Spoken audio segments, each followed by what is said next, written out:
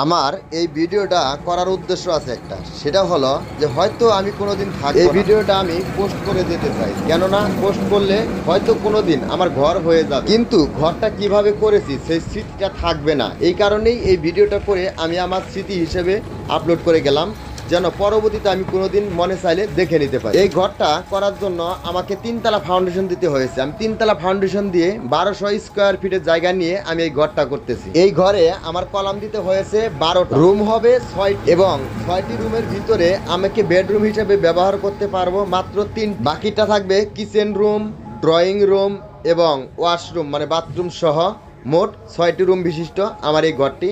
হয়তো আমি এই পৃথিবীতে থাকবো না, আর যদিও থাকি হয়তো বৃদ্ধ বয়সে, তখন হয়তো আমার এই ঘরটি কিভাবে দিয়েছি আমার হয়তো মনে নাও থাকতে পারে, কিন্তু এই স্মৃতি হিসেবে আমি এই ভিডিওটা আপলোড করে গেলাম।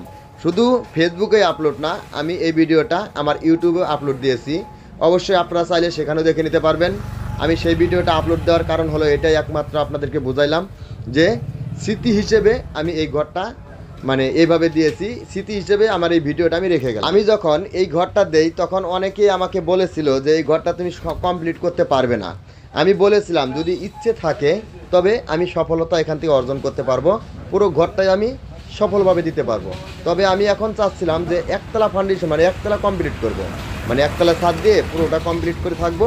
আর ওপরে হয়তো আমি কোনোদিন দিতে পারি আর না পারি, হয়তো আমার ছেলে অথবা আমার মানে ফ্যামিলি থেকে যখন একটা এবিলিটি ভালো হবে হয়তো তখন এই ঘরটা দিয়ে নেবে। আপনারা দেখতে পাচ্ছেন এই জায়গাটা হলো ভুরুঙ্গামারি সদর হসপিটাল যে আছে, সরকারি হসপিটাল, সেই সরকারি হসপিটাল থেকে সোজা পশ্চিমে যে রোডটা গেছে থানাঘাট রোড, সেই রোডে সামনে আগালে একটা চাতাল পড়বে, হারাধনসর চাতাল। সেই হারাধনসর চাতালের অপোজিটে মানে হারাধনসর চাতাল হলো রাস্তার ডান সাইডে মানে বাম সাইডে, আমারটা হলো রাস্তার ডান সাইড। আমার ঘরের চতুর্থ সাইড দিয়ে সুন্দরভাবে দেখবেন আপনারা গাছ লাগানো আছে, যেগুলো সুবেরি গাছ বলা হয়। দেশে এলাকায় অনেকে গুয়া গাছ বলে, অনেকে সুবেরি গাছ বলে। এখানে সুবেরি গাছ আছে এবং আমার অপর সাইডে মানে বাড়ির অপর সাইডে দেখবেন প্রচুর পরিমাণে সুবেরি বাগান আছে এবং সুন্দর একটা জায়গা আছে। জায়গাটা অনেক উঁচু, কোনোদিন পানি এখানে আসে না, পানি তো আসবেই না। তার পাশাপাশি আরেকটা ফ্যাসিলিটি হলো, সেটা হলো বাড়ির সামনে দিয়ে সুন্দর একটা মেন রোড আছে, সুন্দর একটা মেন রোড আছে। সেই মেন রোড দিয়েই আমরা চলাফেরা করতে দেখেন। বাড়ি পশ্চিম সাইড দিয়ে কত সুন্দরভাবে সুবেরি বাগান লাগানো আছে, এগুলো সম্পূর্ণ সুবেরি বাগান। সাথে সুবেরি বাগান বললেও ভুল হবে, সুবেরি বাগানের পাশে আছে পানের বর। ওটা জানেন আপনারা, হিন্দু সম্প্রদায় যারা আছে তারা আমাদের ওখানে প্রচুর পরিমাণে বাস করে। সেই হিন্দু সম্প্রদায় যারা আছে তারা কিন্তু ওখানে পানের বর অনেক দিয়ে থাকে। এগুলো হচ্ছে পানের বর। আমরা মানে ঢাকা শহর কন যে কোনো জায়গায় কন অধিক পরিমাণে পান খেয়ে থাকি, সেগুলো হলো পানের বর। আমার বাড়ির পাশেই মানে পূর্ব সাইডে যে বাড়িটি দেখতে পাচ্ছেন সেই বাড়িটি হলো আমার ছোট ভাইয়ের বাড়ি। এটা হলো আমার ছোট ভাইয়ের বাড়ি পশ্চিম মানে পূর্ব সাইডে যেটা টিনের ঘর দেখতে পাচ্ছেন। ওনার হয়তো বর্তমান কোনো এবিলিটি ছিল না ঘরটা দেওয়ার মতো, কিন্তু পরবর্তীতে আশা করি আমারটা মতো হয়ে যাবে।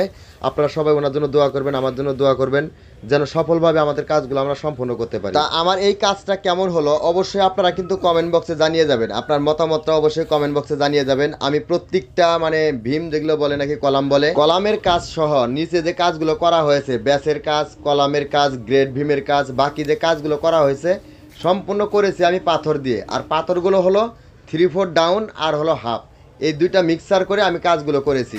অবশ্যই মিস্ত্রি আমাকে বলেছে যে এই কাজগুলো এটা দিয়ে করলে ভালো হবে, তাই আমি এটা দিয়েই করেছি। কেননা মিস্ত্রি যেটা বলবে আমি সেটাই করতে চেয়েছি, কেননা কাজ যেন ভালো হয়।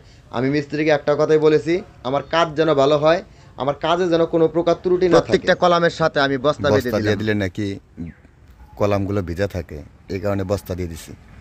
দিয়ে বস্তা ভিজিয়ে দিলে ভালো হয়।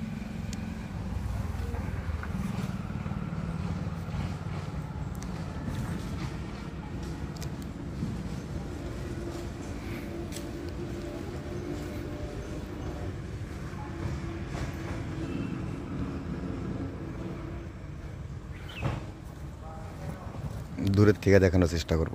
দেখেন সবাই, দেখেন দূর থেকে দেখাই দিছি। আমার ঘর, এটাই ঘর, 3তলা ফাউন্ডেশন দেওয়া আছে।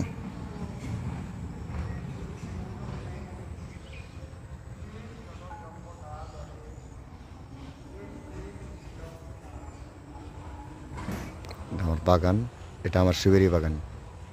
ওই দেখেন সুবেরি ধরছে, ওই সুবেরি ধরছে, ওই দেখেন সুবেরি ধরছে।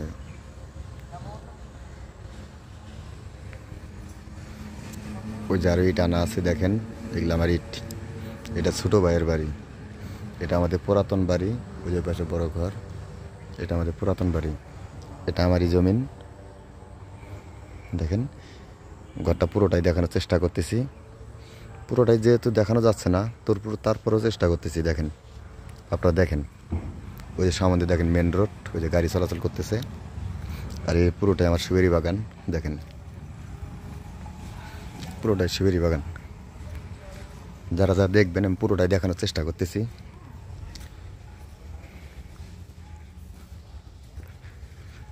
অগোছালো কাজ, এই অগোছালো অবস্থায় রেখে যাইতেছি আপনাদের সামনে। সবাই দোয়া করবেন আমার জন্য, এই কাজটা যেন সম্পন্ন করতে পারি। আর আপনারা যেভাবে আমাকে ভালোবাসা দিয়ে যাইতেছেন ঠিক সেভাবে ভালোবাসা দিবেন, তাহলে আশা করি আমি এই কাজটা সম্পন্ন করতে পারবো।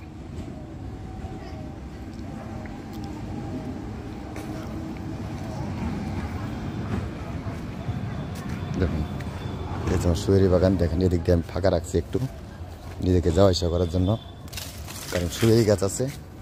যেহেতু সুবেরি গাছ আছে একটু তো ফাঁকা রাখতেই হবে, এটা জানেন আপনারা সবাই। দেখেন মাটি ফেলাইছি, মাটি একবারে ভরাট।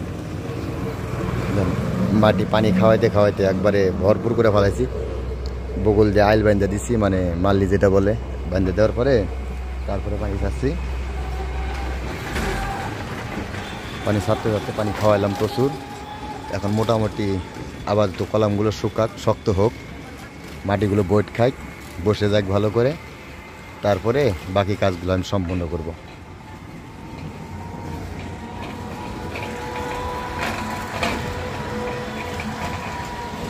তারপরে বাকি কাজগুলো সম্পূর্ণ করার চেষ্টা করব। এটা হচ্ছে আমাদের মেন রোড, পাকা রাস্তা ভাঙিয়ে গেছিলো, পরে আবার ঠিক করার জন্য ফেলেছে পাথর। দেখেন ওই যে বালু আমার এখন আনা আছে অনেক।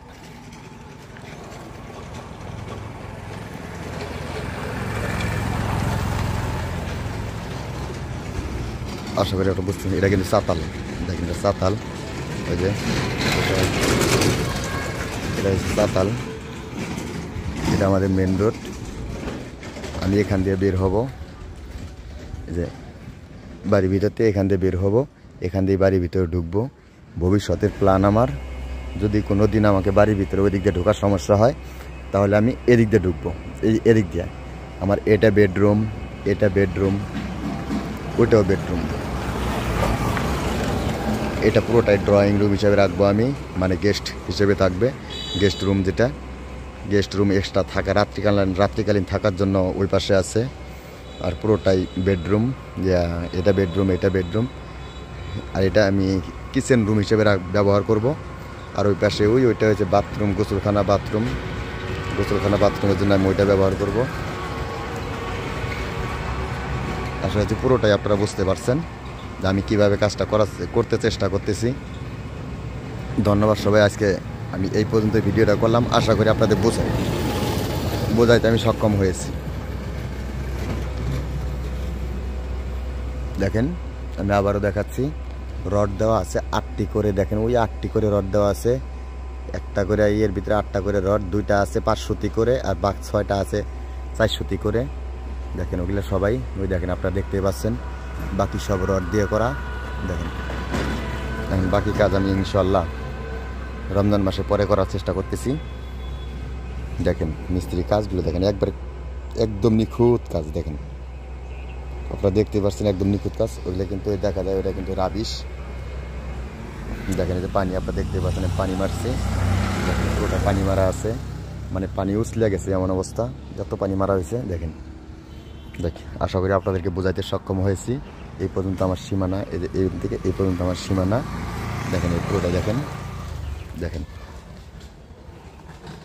ধন্যবাদ। অনেক রূপ দেখাইছি, আশা করি আপনারা বুঝতে পারছেন।